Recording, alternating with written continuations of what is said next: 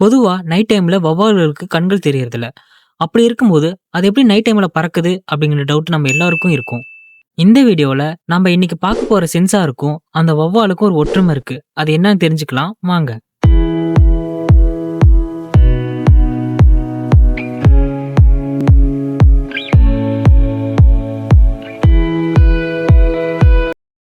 இது நம்மளுடைய சென்சார் சீரிஸ்ல 2வதா பார்க்கக்கூடிய சென்சார் அல்ட்ராசோனிக் சென்சார். ஃபர்ஸ்ட் அல்ட்ராசோனிக்னா என்னன்னு தெரிஞ்சுப்போம். அல்ட்ரானா மிக அதிகம்னு அர்த்தம். சோனிக் என்பது சத்தத்தை குறிக்கக்கூடிய ஒரு சொல். அப்போ அல்ட்ராசோனிக்னா என்னன்னா மிக அதிகமான சத்தம்னு அர்த்தம். இதை தான் நம்ம ஸ்கூல் புக்ல மீ ஒலி அப்படின்னு சொல்லி படிச்சிருப்போம். ஓகே, இப்போ அல்ட்ராசோனிக்னா என்னன்னு தெரிஞ்சிருப்பீங்க.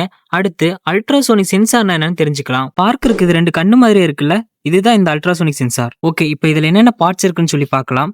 இந்த லெஃப்ட் சைடுல இருக்கிறத டிரான்ஸ்மிட்டர்னு சொல்லுவாங்க. இந்த ரைட் சைடுல இருக்கிறத ரிசீவர்னு சொல்லுவாங்க. இந்த மேல இருக்கிறத கிறிஸ்டல் ஆசிலேட்டர்னு சொல்லுவாங்க. இந்த கிறிஸ்டல் ஆசிலேட்டர் ஒர்க்கை ஆல்ரெடி அடினோ யூனோவுடைய வீடியோல சொல்லியிருக்கோம். இங்க இருக்கக்கூடிய பின்ஸை பவர் அண்ட் இன்புட் அவுட்புட் பின்ஸ்னு சொல்லுவாங்க.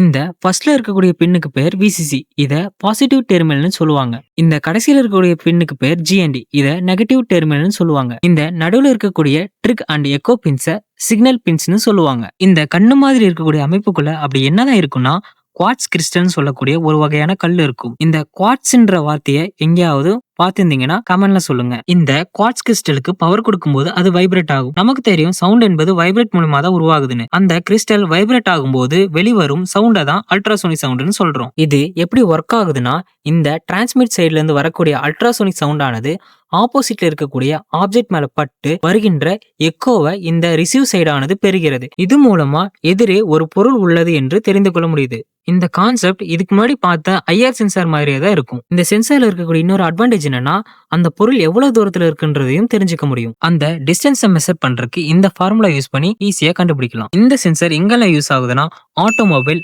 Agriculture, medical, aerospace and defence, industrial போன்ற பல துறைகளில் பயன்படுத்தப்பட்டு வருகிறது. ஓகே, இப்போ எப்படி வௌவால்கள் நைட் டைம்ல பறக்குன்றத பத்தி தெரிஞ்சுக்கலாமா?